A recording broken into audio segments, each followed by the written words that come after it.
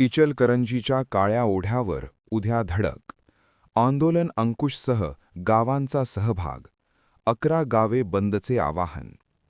निर्णायक टप्प्यावर आलेल्या पंचगंगा प्रदूषणमुक्तीच्या आंदोलनास पाठिंबा दर्शवण्यासाठी शिरोळ तालुक्यातील नदीकाठच्या गावांनी शुक्रवारी 17 एप्रिल रोजी गाव बंद ठेवून दुपारी 12 वाजता इचलकरंजीच्या टाकवडे वेस येथील काळ्या ओढ्याच्या ठिकाणी जमावे. सर्वच गावांचा मोठा पाठिंबा मिळत असून सर्वांनी एकत्र येऊन पंचगंगेला प्रदूषणाच्या दुष्टचक्रातून मुक्त करूया, असे आवाहन आंदोलन अंकुशचे प्रमुख धनाजी चुडमुंगे यांनी केले आहे. श्री चुडमुंगे म्हणाले, बारमाही वाहणाऱ्या नद्यामुळे आपण सधन झालो. हे जरी खरं असले तरी याचे दुष्परिणाम काही वर्षांपासून आपण भोगत आहोत. ज्या गतीने आपल्या भागातील नद्या प्रदूषित होत आहेत ते पाहिल्यास याच नद्या आपल्यासाठी धोक्याची घंटा बनल्या आहेत. हवा, पाणी प्रदूषित झाल्याने लोकांच्या आरोग्यावर गंभीर परिणाम होत आहेत, पण शेतीही धोक्यात आली आहे. नदी प्रदूषणाच्या प्रश्नाकडे भविष्य टिकवण्याचे आणि घडवण्याचे काम म्हणून आपण पाहत आहोत. त्याच अनुषंगाने आपण हा पंचगंगा नदी प्रदूषणाचा विषय सोडवण्याचा प्रयत्न करत आहोत.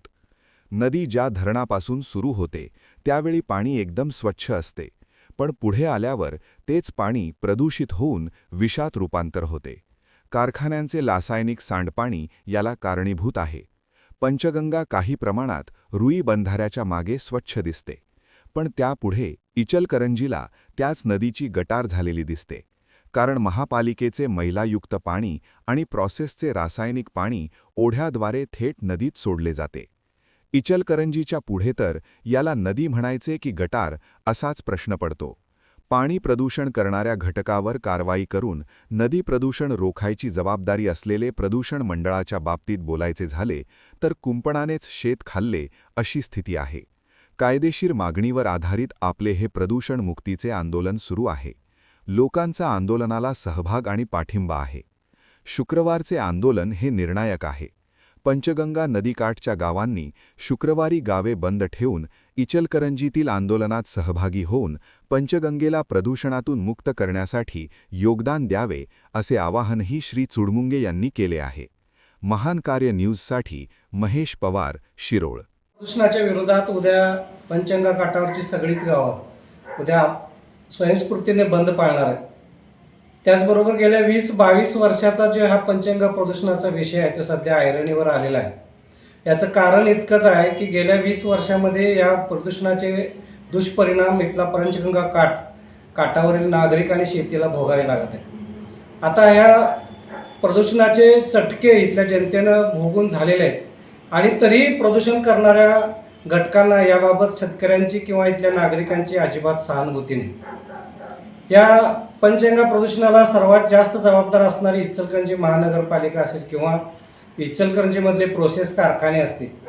या कारखान्याने आपलं जे रसायनयुक्त जे विषारी पाणी आहे ते नदीमध्ये सोडलेलं आहे आणि या नदीमध्ये पाणी सोडल्यामुळं इथल्या सगळ्या जीवजंतूबरोबरच इथं राहणारा पंचगंगा काठावरचा नागरिकसुद्धा सगळा याचा परिणाम भोगतोय. आपल्या देशात सगळ्यात जास्त कॅन्सरचे पेशंट हे शिरोळ तालुक्यात आहेत. प्रत्येक गावामध्ये साथीच्या आजारांचा फैलाव मोठ्या प्रमाणात असतोय आणि पिण्यासाठी फार मोठ्या प्रमाणामध्ये नागरिकांना या पाण्याची कमतरता भासत आहे. आणि या सगळ्याला कारणीभूत असणारी ही इंडस्ट्री आहे. या इंडस्ट्रीनं खरं तर ह्या प्रदूषित पाण्यावर प्रक्रिया करून ते पाणी त्याने आपल्या शेतीसाठी जर वापरलं असतं तर हा प्रसंगच इथल्या लोकांच्यावर आलेला नसता.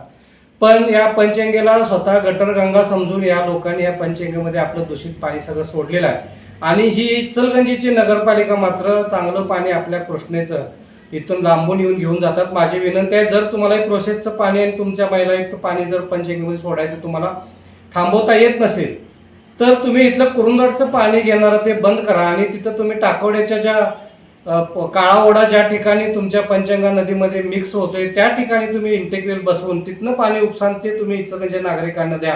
म्हणजे ह्या प्रदूषणाचे चटके काय असतात ते इचलकरंजीतल्या नागरिकांना कळतील आणि मग इथं नागरिक कुठल्या दुष्परिणामांना सामोरे चालला याची जाणीव या लोकांना होईल. माझी या 11 गावातल्या सगळ्या जनतेला एक आव्हान आहे, उद्या तुम्ही बंद पाळलेला आहे, उत्स्फूर्तपणे बंद होईल, 100% सगळा बंद होईल.